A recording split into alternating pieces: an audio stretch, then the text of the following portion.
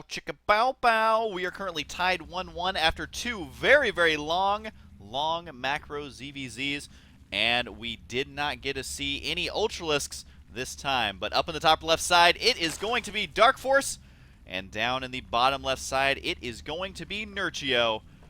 And both players now do know that it is not forced cross, though it does look like no close, which means they can be in the top left or the top right if basically if you're DarKFoRcE right now. We can't have that bottom left versus bottom right situation, as those games end up being terrible. Bad. Of course, due to the fact that the third bases for both players like touch each other. So this also means that this will always allow for cross-map splits, but I mean, just look at the distance that's going on there. It's going to be very tough for either player to go to the late game, but looks like Nerchio wants to put on some pressure right at the outset. He is going for an early pool, and given what DarKFoRcE has been up to, Dem very fast expands. I honestly think Nerchio is going to walk himself up into a little bit of metagame fist pumping. Indeed, and considering so far that we've just seen late game macro, I wouldn't be surprised to see a shorter term game. I mean, it's not that these players are going to get exhausted because, I mean, they play StarCraft almost every single day, but it can definitely be kind of mentally fatiguing as far as if you're playing such long-term games, just knowing that if you make one mistake, it could be all over. So trying to rely on a shorter game can end up working out hugely in your mental favor. And we do see the expansion going to be going down here first for DarKFoRcE, and considering what we're seeing out of Nerchio right now, as he did the little double extractor trick to get 12 out of 10. The 6 Zerglings are on the way. Is this an auto win for Nerchio, or does DarKFoRcE, I mean, what's he got to do here? Well, right now, DarKFoRcE is, oh gosh, I bet he's going to go for gas right away. Oof, yeah, he is going to be committing a lot of drones early on to structures, and you need those drones to be able to defend against this push, and his Nerchio, oh my god, oh wow. I do want to say, I think Jaedong, right, on this map with the exact same spawn, same matchup, actually held this off. I think.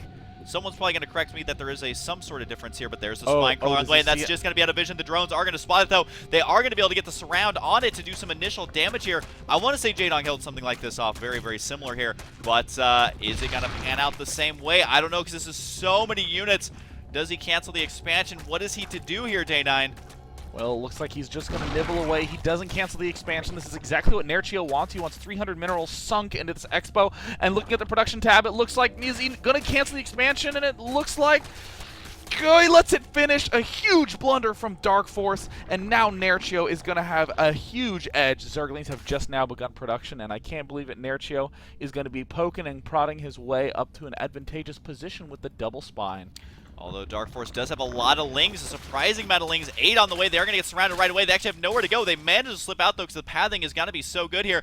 I want to say Jaedong did this exact thing, so maybe DarKFoRcE actually saw that game where he buys as much time as he can, gets out as many lings as he can. His opponent, he knows, is not mining that much, but no, he's backed into a corner, completely surrounded, throws away the, I wouldn't call it an advantage, but the idea that he had here was just completely thrown away, and now it looks like this is going to heavily, heavily favor Nerchio. And in the main base, we see the double spine.